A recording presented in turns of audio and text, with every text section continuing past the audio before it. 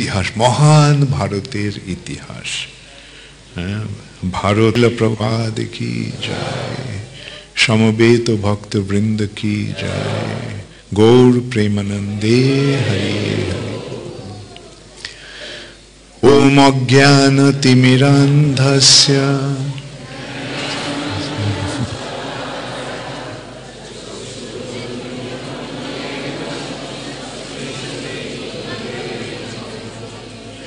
শ্রী চৈতন্য মনোভীষ্টং স্থাপিতং যেন ভূতলে স্বয়ং রূপ কদা মহ্যম দদাতি স্বপদান্তিকম।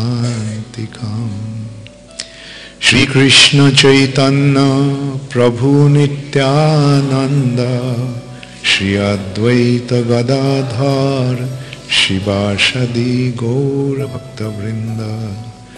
হরে কৃষ্ণ কৃষ্ণ কৃষ্ণ হরে হরে, হরে রাম রাম রাম হরে হরে। সাধারণত হরে কৃষ্ণ মহামন্ত্র একসঙ্গে বলা উচিত। অন্য মন্ত্রগুলো যেমন আমি যখন মন্ত্রগুলো উচ্চারণ করছি, আমি কি করছি?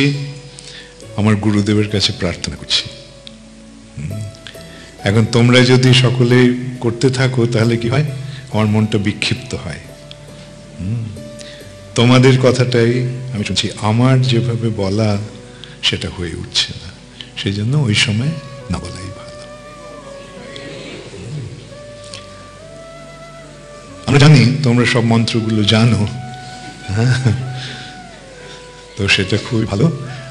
আর যদি হয় তাহলে যদি করতে চাও নিঃশব্দে অনুসরণ করো, নিঃশব্দে অনুসরণ করো, অথবা মৃদুস্বরে অনুসরণ করো। কেন এগুলো তো প্রার্থনা, তো যিনি বলছে, যেমন আমি এখানে করছি, আমি প্রার্থনা করছি, তাই না? সেই জন্য যেভাবে আমার মনে আসছে, যেভাবে আমার হচ্ছে, যেমন কি হচ্ছে, অনেক মন্ত্র আমি উচ্চারণ করব যেগুলো তোমরা জানো না, অনেক মন্ত্র আমি উচ্চারণ করবো যেগুলো তোমরা জানো না, তখন কি হবে? তাহলে কি করা উচিত? ঠিক বুঝে গেছো তোমরা। আমার কাজ হচ্ছে তোমাদেরকে শিক্ষা দেওয়া, তাই নয় কি? আর তোমরাও খুব ভালো ছাত্রছাত্রী, তোমরা খুব ভালোভাবে শিক্ষাটা গ্রহণ করছো। মহাভারত কেমন লাগছে? আচ্ছা, মহাভারত তো শুধু সূত্রপাত হয়েছে। মহাভারত মানে ভারতের ইতিহাস, মহান ভারতের ইতিহাস। ভারত, আর সেই ভারতের, সারা ভারতের ইতিহাস। কালকে আমরা কোথায় শেষ করেছি? অম্বা ভীষ্মকে মারার, ভীষ্মকে হত্যা করার সংকল্প নিয়ে দেহত্যাগ করল, অগ্নিতে প্রবেশ করে। দেখো কিরকম তার দৃঢ় সংকল্প। এটাই হচ্ছে ক্ষত্রিয়ের লক্ষণ। ক্ষত্রিয়রা অত্যন্ত বলবান, বা এমনকি মেয়েরা বলবতী। আমরা দেখতে পাই মহাভারতে, যেমন অর্জুন যখন সুভদ্রাকে হরণ করলো,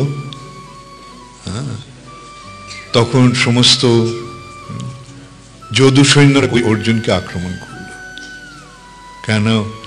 আরে আমাদের ঘরের মেয়ে নিয়ে পালিয়ে যাচ্ছে, সুতরাং ওকে ধরতে হবে, দণ্ড দিতে হবে।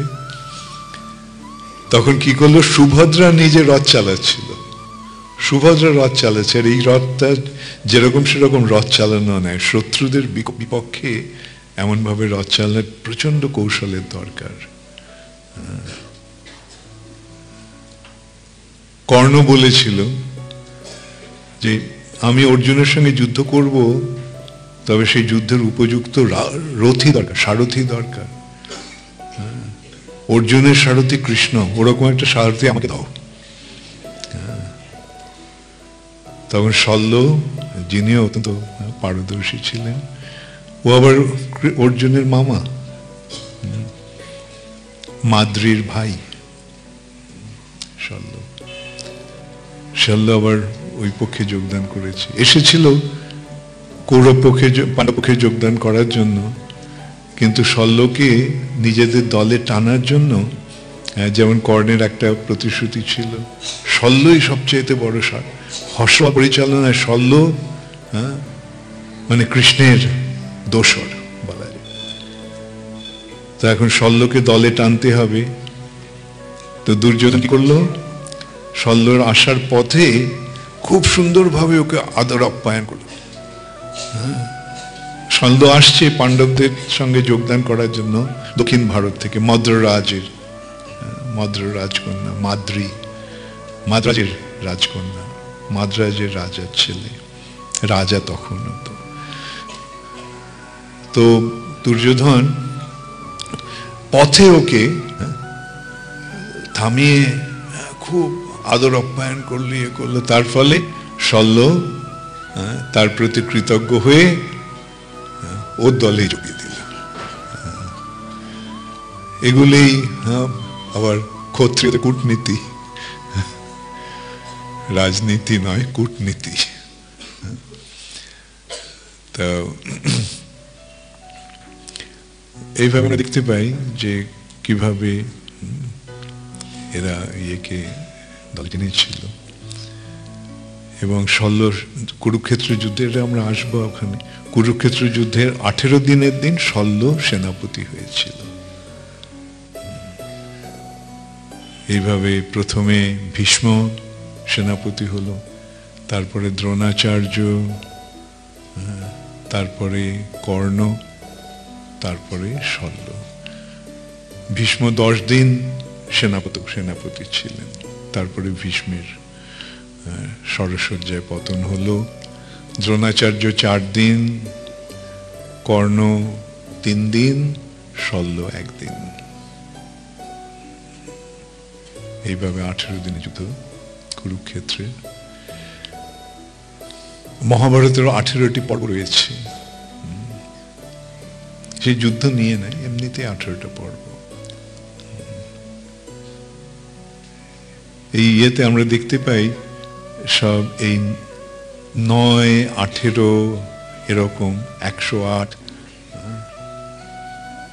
1008, 18,000 এরকম সমস্ত এই সংখ্যাগুলি কি সব যোগ করলে 9 হচ্ছে। 108 তুলসী মালা, কত মালা? 108, 8 আর 1 9। উপনিষদ কত? উপনিষদ 108। পুরাণ কটা? 18টি। ভগবদ গীতার কটা অধ্যায়? মহাভারতের কটা পর্ব? আর সবসময় যে তা না হবে তা নয়, যেমন রামায়ণের কটা কাণ্ড? 7টা। Very good. এইভাবে আমরা দেখতে পাই যে সংখ্যার একটা বিশেষ বৈশিষ্ট্য রয়েছে, বিশেষ করে নবম সংখ্যাটি, 9 সংখ্যাটি।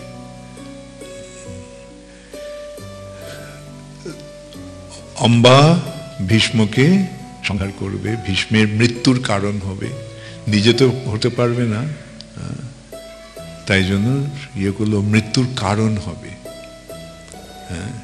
যেমন বেদবতী রাবণের মৃত্যুর কারণ হয়েছিল, প্রতিজ্ঞা করেছিল আমি তোমার মৃত্যুর কারণ হব।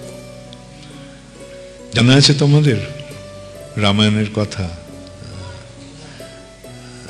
বেদবতী তপস্বিনী ভগবানকে তার পতিরূপে পাওয়ার জন্য কঠোর তপস্যা করছিলেন হিমালয়ে।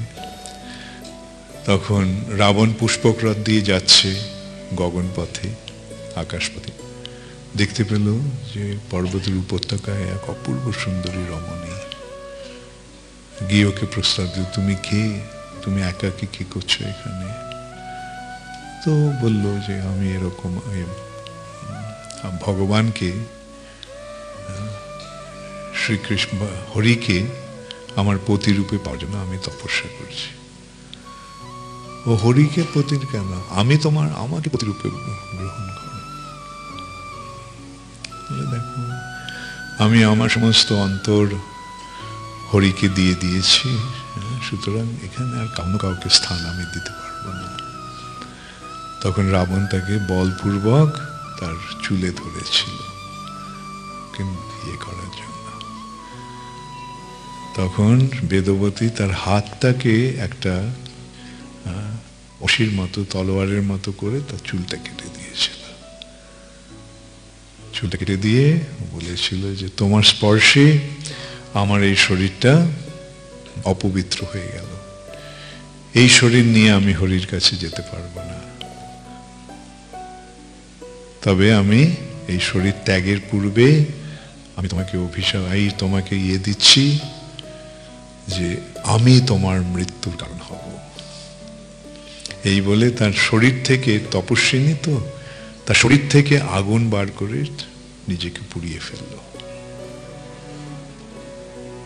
এবং সেই বেদবতী সীতা হয়ে এসেছিল। এই অম্বা পরে জন্মে বলা যায় সে আগুন থেকে, আগুনের মধ্যে প্রাণ দিয়েছিল, আগুন থেকে সে বেরিয়ে এসেছিল শিখণ্ডী, এবং শিখণ্ডী ভীষ্মের মৃত্যুর কারণ হয়েছিল। যাই হোক, অম্বা তো জ্যেষ্ঠ কন্যা, কাশীরাজের জ্যেষ্ঠ কন্যা অম্বা তো এইভাবে দেহত্যাগ করলো। আর এদিকে অম্বিকা আর অম্বালিকার বিয়ে হলো বিচিত্রবীর্যের সঙ্গে। বিচিত্রবীর্য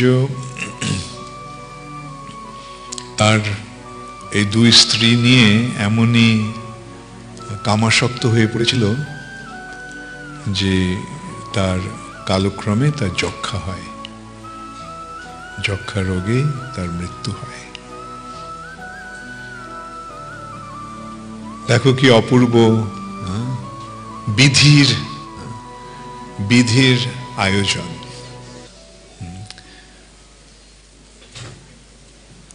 ধীবররাজ সত্যবতীর পিতা কি বলেছিল যে আমার পুত্র, আমার কন্যার পুত্র রাজা হবে।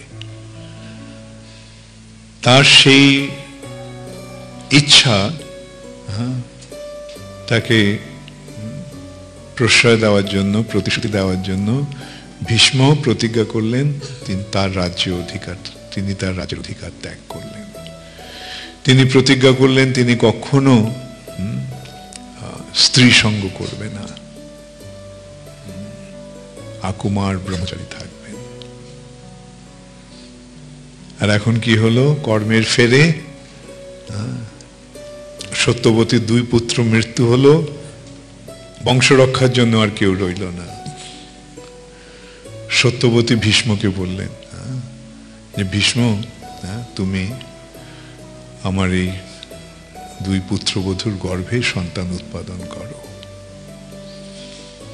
ভীষ্ম বলল না, সেটা সম্ভব নয়। ভীষ্মের প্রতিজ্ঞা আমরা দেখেছি কিরকম, পরশুরামের সঙ্গে যুদ্ধ করেছিল। দেখো কিরকম মহাবীর। পরশুরাম হচ্ছেন ভগবানের শক্তাবেশ অবতার। অবশ্য ভগবানের ওই শক্তিটা হারিয়ে ফেলেছিল। মনে আছে রামচন্দ্র পরশুরাম যখন রামচন্দ্রকে প্রতিদ্বন্দ্বিতায় আহ্বান করেছিল, তখন রামচন্দ্র যখন তার ধনুকটা নিয়েছিলেন, সেই ধনুকের সঙ্গে যে শক্তিটা তিনি পরশুরামকে দিয়েছিলেন সেই শক্তিটাও নিয়ে নিয়েছিলেন। সেটা ত্রেতা যুগের কথা, এটা দাপর যুগে। তবুও পরশুরাম সেই পরশুরামের সঙ্গে ভীষ্মের যুদ্ধে পরশুরাম 23 দিন যুদ্ধের পরেও পরশুরাম এটে উঠতে পারলেন না। তারপরে দেবতারা এসে সেই যুদ্ধটা থামালেন। তো সেই যে মহাবীর ভীষ্ম এত যোগ্যতা সম্পন্ন হওয়া সত্ত্বেও পরশুরামের কাছে অস্ত্র শিক্ষা লাভ করেছে, বশিষ্ঠ মুনির কাছে বশিষ্ঠের কাছে বেদ শিক্ষা লাভ করেছেন, বৃহস্পতির কাছে ধর্ম সম্বন্ধে শিক্ষা লাভ করেছেন, ধর্মশাস্ত্র পাঠ করেছেন, শুক্রাচার্যের কাছে রাজনীতি পাঠ করেছেন। কিরকম যোগ্যতা সম্পন্ন, কিরকম দক্ষ, আর তার উপরে তিনি প্রকৃতপক্ষে অমর, ইচ্ছা মৃত্যু বর লাভ করেছেন। ভীষ্ম যখন তার বাবার কাছে তার সত্যবতীকে নিয়ে এলো, ভীষ্মের সে প্রতিজ্ঞা শুনে শান্তনু তাকে বর দিয়েছিলেন যে তোমার ইচ্ছা মৃত্যু হবে, অর্থাৎ তুমি যখন ইচ্ছা করবে তখনই কেবল তোমার মৃত্যু হবে, তাছাড়া তোমার মৃত্যু হবে না। এরকম একজন উপযুক্ত ব্যক্তি, কিন্তু তার রাজ্যে তার অধিকার নেই এবং বংশ রক্ষার জন্য তার কোনো উপায় নেই। সত্যবতী বললেন যে তুমি বংশ রক্ষা করো। ভীষ্ম বললেন না, আমি ব্রহ্মচারী ব্রত অবলম্বন করেছি, সুতরাং এই কাজ আমার পক্ষে সম্ভব নয়। সত্যবতী বললেন আমার জন্য তুমি এই প্রতিজ্ঞা করেছিলে, এখন আমার অনুরোধে তুমি সেই প্রতিজ্ঞা ভঙ্গ করতে পারো। কিন্তু ভীষ্ম তাতে রাজি হলেন না। তখন সত্যবতী একটা কথা তাকে বললেন। সত্যবতী তাকে বললেন যে তার কুমারী অবস্থায় এক সময় পরাশর মুনি যখন এই নৌকা পার গঙ্গা পার হচ্ছিলেন, তখন তার প্রতি তার আকর্ষণ ব্যক্ত করেন এবং এই নদীর গর্ভে তার একটা দ্বীপ তৈরি করে নেন তার যোগ বলে, এবং সে দ্বীপে তার মিলন হয়। সত্যবতী বলেছিল যে আমি তো কুমারী। তখন পরাশর মুনি তাকে বলেছিলেন যে তোমার কুমারিত্ব অক্ষুণ্ণ থাকবে, এবং তাদের সেই মিলনের ফলে এক পুত্রের জন্ম হয়েছিল। যেহেতু দ্বীপে তার জন্ম হয়েছিল তাই তার নাম হয়েছিল দৈপায়ন। তার অঙ্গকান্তি কৃষ্ণের মতো, তাই নাম কৃষ্ণ। কৃষ্ণের মতো তার গায়ের রং। কৃষ্ণ দৈপায়ন ব্যাস। সত্যবতী বললেন সেই কাহিনী ভীষ্মকে যে আমার আরেকটি পুত্র রয়েছে। ভীষ্ম বললেন তাহলে তাকেই আহ্বান করুন। আর ব্যাসও জন্মের পরে চলে গিয়েছিল, যাওয়ার সময় তার মাকে বলেছিল যখন তোমার প্রয়োজন হবে, যখন তুমি আমাকে ডাকবে আমি আসবো তোমার কাছে। এবং সত্যবতী ব্যাসকে ডাকলেন, ব্যাস এলেন, সত্যবতী ব্যাসকে তার কথা জানলেন এবং ব্যাসদেব, আচ্ছা এই সূত্রে একটা কথা মনে রাখা উচিত যে কলিযুগের আগে এটা শাস্ত্র স্বীকৃত বা ধর্ম স্বীকৃত আচরণ ছিল দেবরেন ও সুতোৎপত্তি। পতির যদি মৃত্যু হয় তাহলে সেই মৃত পতির পত্নীর গর্ভে সন্তান উৎপাদন দেওর করতে পারে, অর্থাৎ পতির ভাই সন্তান উৎপাদন করতে পারে। কিন্তু এই কার্যটি কলিকালে বর্জিত হয়েছে। কলিকালে চারটি জিনিস বর্জিত হয়েছে।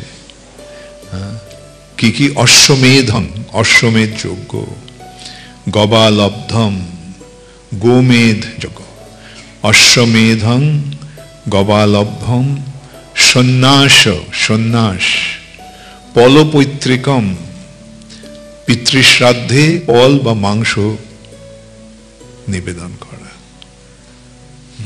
পলপৈতৃকম, অন্য সময় শ্রাদ্ধে পবিত্র মাংস বা কি বলে সংস্কার করার মাংস দেওয়া হতো, কিন্তু কলিযুগে সেটা বর্জিত। এবং দেবরেন ও সুতোৎপত্তি, দেবরের দ্বারা সন্তান উৎপাদন, এই 5টি কর্ম কলিকালে বর্জিত।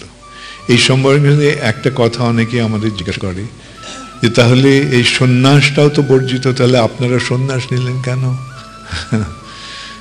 তো সেই সম্পর্কে বলা হয়েছে যে সন্ন্যাসটা বর্জিত হয়েছে সেটা হচ্ছে একদণ্ড সন্ন্যাস। মানে সন্ন্যাস নেওয়ার মাধ্যমে জীবনের পূর্ণতা প্রাপ্তি, সিদ্ধি লাভ, সেটা বর্জিত।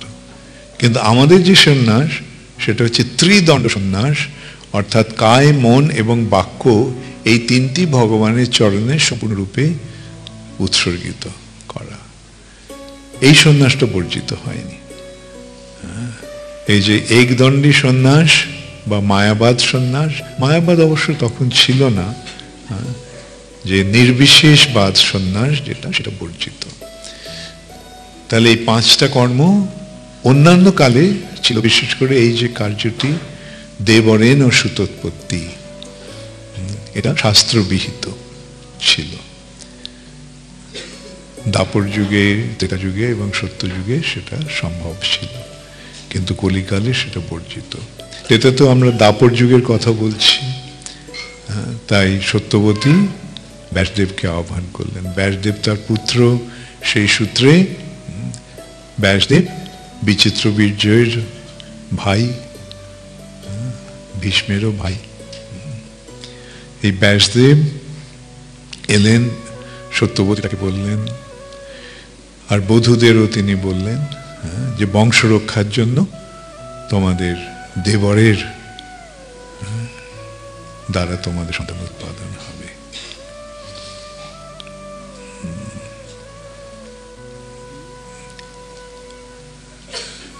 তোরা মেনে নিয়েছে, শাশুড়ির নির্দেশ মেনে নিয়েছে। অম্বিকা ঘরে প্রতীক্ষা করছে। ভেবেছিল দেবর তার মানে ভীষ্মদেব, কিন্তু কাকে দেখলেন? এক প্রচন্ড, এক ভয়ঙ্কর তপস্বী, তার মাথায় জটা ভার, তার গায়ের রং কৃষ্ণবর্ণ, তার চোখ দুটি যেন আগুনের 2টি কুণ্ড। সে ভয়ঙ্কর রূপ দেখে সে তার চোখ দুটো বন্ধ করে দিল।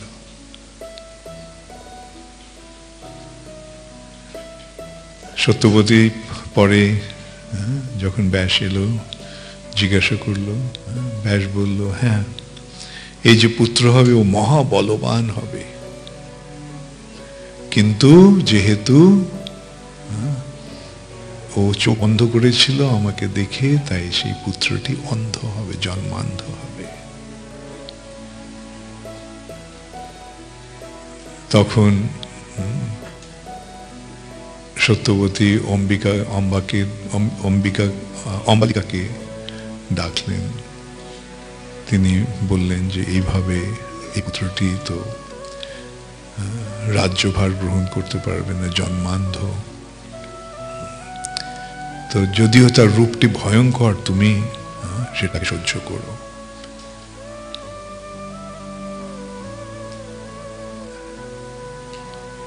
অম্বালিকা চোখ বন্ধ করলো না, কিন্তু ব্যাসদেবকে দেখে তার শরীরটা ভয়ে রক্তশূন্য হয়ে গেল, পাণ্ডু,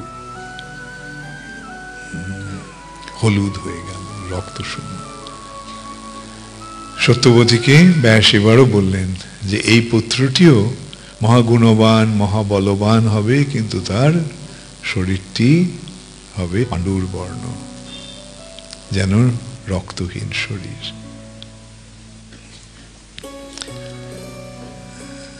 তখন সত্যবতী আবার ইয়েকে বললেন, ব্যাসকে, তুমি আরেকবার আরেকটি পুত্র দাও। কিন্তু এবার অম্বিকা আর অম্বালিকা দুজনেই এবার রাজি হলো না। মানে মুখে কিছু বলেনি, কিন্তু তারা কি করলো, তারা এক দাসীকে পাঠিয়ে দিল তার কাছে। অত্যন্ত সুন্দরী এক দাসী। রাজকন্যাদের সঙ্গে তাদের বান্ধবীরাও আসতো। সেই অপূর্ব সুন্দরী এক যুবতী দাসীকে পাঠালেন। সেই দাসীটি যথাযথভাবে ব্যাসদেবকে সম্বোধন করলেন, সম্ভাষণ করলেন। এবার ব্যাসদেব বললেন, এই পুত্রটি সর্বগুণে গুণান্বিত হবে, অত্যন্ত ধার্মিক হবে, এবং এই তিনটি পুত্র হচ্ছে ধৃতরাষ্ট্র, পাণ্ডু আর বিদুর। এই তিন ভাই ভীষ্মের তত্ত্বাবধানে বড় হতে লাগলো। ভীষ্মের তিনজনের প্রতি অত্যন্ত স্নেহপরায়ণ। এইভাবে তাদের দিনাতিপাত হতে লাগলো। তারা যখন যৌবনে পদার্পণ করলো, তখন ভীষ্মদেব তাদের বিবাহের আয়োজন করলেন। গান্ধারের রাজকন্যা, গান্ধার, এখন যে স্থানটিকে বলা হয় কান্দাহার, আফগানিস্তান, সেটা এক সময় ভারতের অন্তর্গত ছিল।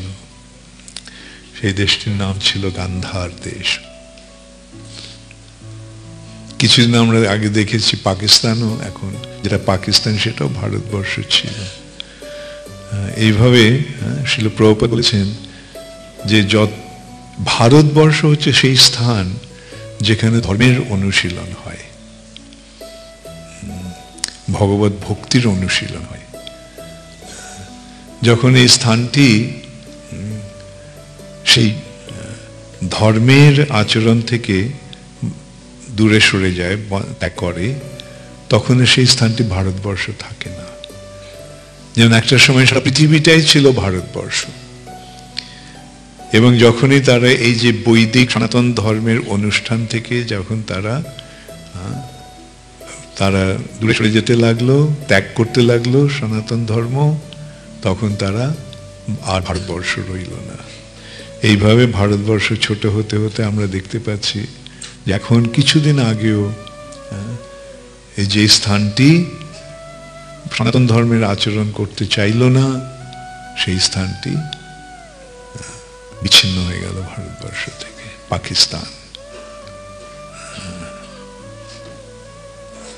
এবং এখনো আমরা দেখতে পাই যে যেহেতু এই স্থানটিতে ধর্মের, সনাতন ধর্মের অনুষ্ঠান হচ্ছে না, তাই জন্য ভারতবর্ষ আর ভারতবর্ষ নেই। এই স্থানটি কি হয়ে গেছে? হিন্দুস্তান। এই স্থানটি কি হয়েছে? ইন্ডিয়া। ভারত আর নেই, ভারত হারিয়ে গেছে। তবে আমাদের অত্যন্ত আনন্দের বিষয় যে আজকে শিল প্রভুপাদের কৃপায় ক্রমশ সারা পৃথিবীটাই ভারতে পরিণত হবে। এই সনাতন ধর্ম যেখানে অনুশীলন হয়, সেই স্থানটি ভারতবর্ষ। শিল প্রভুপাদের কৃপায় আজ সারা পৃথিবী এই সনাতন ধর্ম অবলম্বন করছে ক্রমশ, এবং কালক্রমে আমরা দেখতে পাবো যে সারা পৃথিবী কৃষ্ণ ভক্তির অনুশীলন করছে, যেটি হচ্ছে সনাতন ধর্মের সার তত্ত্ব, সারাতিসার। তো সেই সূত্রে আবার এই পৃথিবীটি ভারতবর্ষে পরিণত হবে। এবং আমরা দেখতে পাচ্ছি ভারতবর্ষ একটা নবজাগরণ এসেছে। ভারতবর্ষের মানুষেরা এই কৃষ্ণ ভক্তিতে তারা অনুপ্রাণিত হচ্ছে, এই কৃষ্ণ ভক্তির পথ অবলম্বন করছে। তার ফলে ভারত আবার ভারতে পরিণত হচ্ছে। এবং কালক্রমে আমরা কি দেখব? ভারত আবার জগৎ সভায় শ্রেষ্ঠ আসন লবে। এই জগৎ সভায় ভারতবর্ষই শ্রেষ্ঠ আসন লাভ করবে, কেননা ভারতবর্ষের যে অবদান, সেটাই হচ্ছে পৃথিবীর মূল সম্পদ। অন্যান্য দেশগুলি হয়তো জাগতিক দিক দিয়ে, যান্ত্রিক দিক দিয়ে অনেক উন্নত হয়েছে, কিন্তু সেই জাগতিক উন্নতি ধ্বংসাত্মক। জাগতিক উন্নতি হতে হতে একটা সময় আসে যখন সবকিছু ধ্বংস হয়ে যায়। যেমন যুদ্ধ আমরা দেখতে পেয়েছি সাম্প্রতিককালে,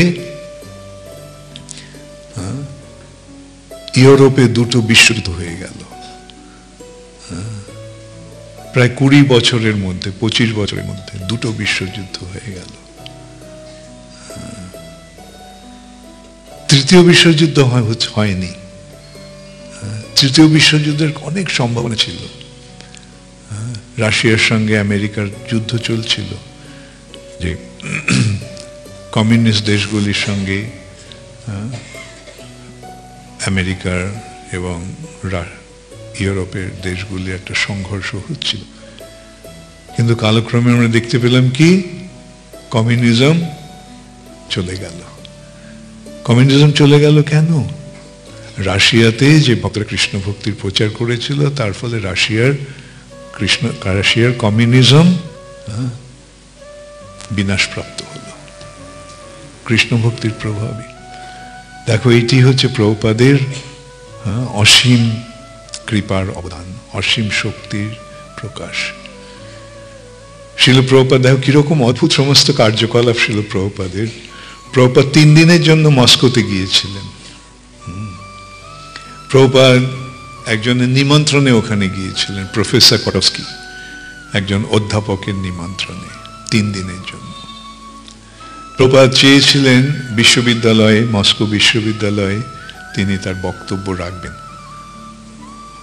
বিশ্ববিদ্যালয় কর্তৃপক্ষ তাতে রাজি হয়নি।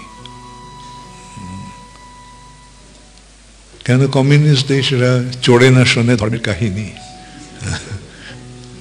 তো কি হবে? ঠিক আছে,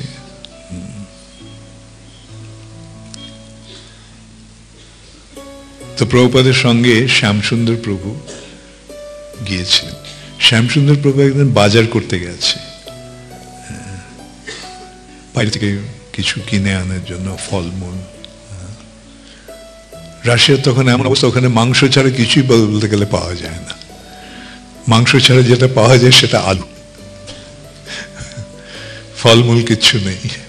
যে একটু দুধ, দুধ আবার লাইন দিয়ে কিনতে হয়, এরকম অবস্থা। তো ওখানে 2টি ছেলের সঙ্গে তার পরিচয় হয়।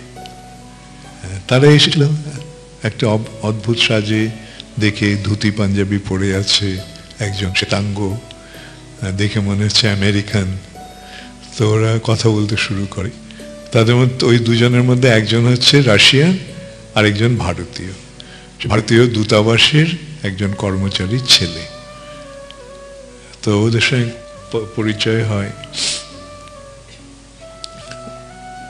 এবং ওদেরকে প্রভুপাদের কাছে নিয়ে আসে। সে একদিনের পরিচয়, 3 দিনের মধ্যে একদিনের পরিচয়।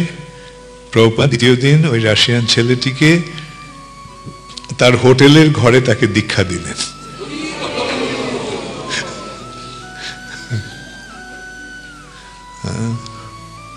তার নাম দিলেন অনন্ত শান্তি।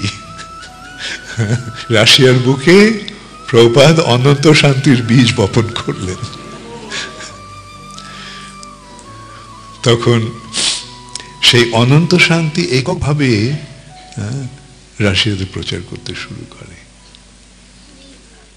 আর তাকে সমস্ত সাহায্য দেওয়ার জন্য প্রভুপাদ করেছে। ও লিখেছিল যে আমি এখানে কোনো সঙ্গী নেই, আমি একা। তো প্রভুপাদ তার কয়েকজন শিষ্যকে জিজ্ঞাসা করলেন, এরকম রাশিয়াতে একটি ছেলে এইভাবে প্রচার করছে, তোমরা কি কোনো, একজন তার শিষ্যকে জিজ্ঞাসা করলেন কয়েকজনকে, তোমরা কি ওকে বিয়ে করবে? কেন একমাত্র যাওয়ার পথ হচ্ছে ওকে বিয়ে করেই কেবল রাশিয়াতে যাওয়া যেতে পারে। একটি ফরাসি মেয়ে, প্রভুপাদের শিষ্য, আমাদের গুরু ভগ্নী, রাজি হলেন এবং সে রাশিয়াতে গিয়েছিলেন ওকে সাহায্য করার জন্য। তারপর প্রভুপাদ হরিকেশ স্বামীকে, হরিকেশ মহারাজকে প্রচারের জন্য রাশিয়াতে করলেন, অনুপ্রাণিত করলেন। গোপালকৃষ্ণ মহারাজ রাশিয়াতে গিয়েছিলেন বুক ফেয়ারে, বই মেলায়, রাশিয়াতে মস্কোতে বই নিয়ে বইয়ের স্টল খুলেছিলেন। এইভাবে রাশিয়াতে প্রচার শুরু হয় এবং সেই প্রচারের ফলে আজ কালক্রমে কি হয়, এত ছেলে মেয়ে রাশিয়াতে করতে শুরু করে, প্রচার করতে শুরু করে যে রাশিয়ার সরকার, রাশিয়ান গভর্নমেন্ট, কমিউনিস্ট সরকার আতঙ্কিত হয়ে যায়। 1984 সালে তখন রাশিয়ার প্রধান হচ্ছে ব্রেজনেভ বলেছিল যে রাশিয়ার 3টে শত্রু হচ্ছে আমেরিকার পপ সঙ্গীত, আমেরিকার সংস্কৃতি আর হরে কৃষ্ণ আন্দোলন। ওরা বুঝতে পেরেছিল এবং অনেক অত্যাচার করেছিল আমাদের ভক্তদের। ওদেরকে এই পথ থেকে ফিরিয়ে নেওয়ার জন্য, পথ থেকে বিচলিত করার জন্য প্রভু অনেক চেষ্টা করেছেন। যখন তাতেও কাজ হলো না, তাদেরকে সাইকিয়াট্রিক ট্রিটমেন্ট করার নামে নির্যাতন করেছিল। মানে মানসিক রোগ বলে ওদেরকে করে যে ওদের চিকিৎসার নামে তাদের নানাভাবে অত্যাচার করে, তাতেও তারা ছেড়ে দেয়নি। তারপরে তাদের সাইবেরিয়াতে লেবার ক্যাম্পে পাঠিয়েছিল, সেখানে কয়েকজন ভক্তের মৃত্যু হয়েছিল।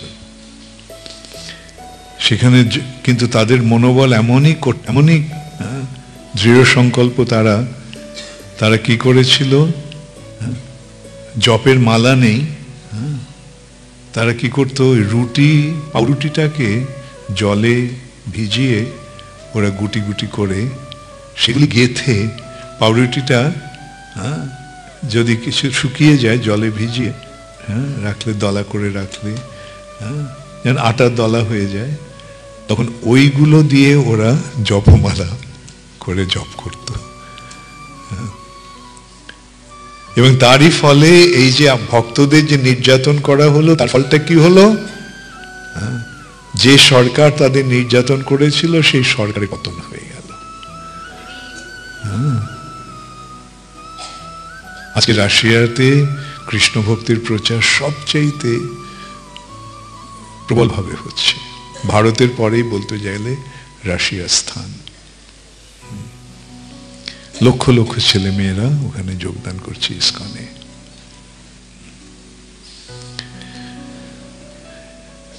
এইভাবে দেখো এই কৃষ্ণ ভক্তির প্রচার কিভাবে হচ্ছে সারা পৃথিবী জুড়ে। সুতরাং এই কৃষ্ণ ভক্তির মহাপ্রভুর বাণী কি কখনো ব্যর্থ হতে পারে? মহাপ্রভু যখন বলছেন সর্বত্র প্রচার হইবে মোর নাম, পৃথিবীতে আছে যত নগরাদি গ্রাম, তাহলে মহাপ্রভুর বাণী, ভগবানের বাণী কখনো ব্যর্থ হতে পারে না। ভগবানের বাণী সার্থক হবে। অতএব আবার একটা সময় আসবে যখন ভারত আবার জগৎ সভায় শ্রেষ্ঠ আসনই লাভ করবে না, সারা পৃথিবীটা ভারতবর্ষে পরিণত হবে।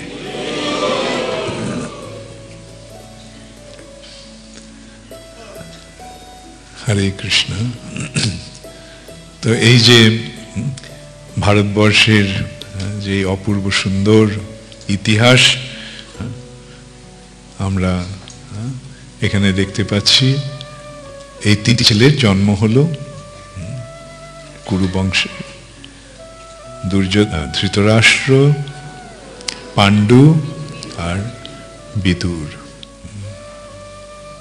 কালক্রমে তারা যখন যৌবন অবস্থা প্রাপ্ত হলো তখন তাদের বিবাহ দেওয়া হলো গান্ধারের রাজকন্যা গান্ধারীর সঙ্গে, ধৃতরাষ্ট্রের এবং কুন্তিভোজের কন্যা কুন্তির সঙ্গে এবং মদ্ররাজ কন্যা মাদ্রির সঙ্গে পাণ্ডুর বিবাহ হলো, এবং সুদেব নামক এক রাজার কন্যার সঙ্গে, পরাশরীর সঙ্গে বিদুরের বিবাহ হলো।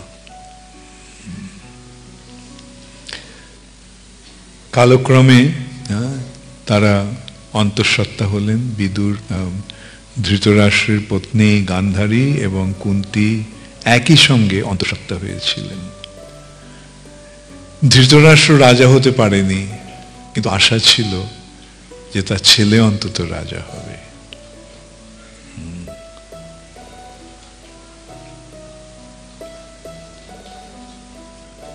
কিন্তু 20 মাস হয়ে গেল, গান্ধারীর গর্ভ হলো না, গান্ধারীর পুত্রের জন্ম হলো না। ইতিমধ্যে কুন্তীর পুত্রের জন্ম হয়ে গেল, যুধিষ্ঠিরের জন্ম হলো। তাহলে এখন ন্যায়সঙ্গতভাবে যুধিষ্ঠিরই রাজা হবে এই রাজ্যের। ধৃতরাষ্ট্রের এবং গান্ধারীর এই আশা ব্যর্থ হল। গান্ধারী তার এতই ঈর্ষাপরায়ণ এবং এতই তার হয়েছিল যে সে একটা লোহার মুগুর দিয়ে তার গর্ভটাকে আঘাত করে। 20 মাস হয়ে গেল, তাও সন্তান হলো না। তার ফলে গর্ভপাত হলো। গর্ভপাত হয়ে একটা লোহার পিণ্ড এলো বেরিয়ে। ব্যাসদেব গান্ধারীকে বর দিয়েছিলেন যে তুমি শতপুত্রের জননী হবে। ব্যাসদেব সেখানে এলেন। ব্যাসদেব এসে বলল যে এই স্বাভাবিকভাবে চেয়েছিল গর্ভটাকে ফেলে দেবে, গর্ভপাত হয়েছে। ব্যাসদেব বলল না, এটাকে খণ্ড খণ্ড করে 100টা ঘিয়ের পাত্রে রেখে দাও, এবং তার ফলে কালক্রমে 100 পুত্রের জন্ম হলো। প্রথম জন্ম হলো দুর্যোধনের।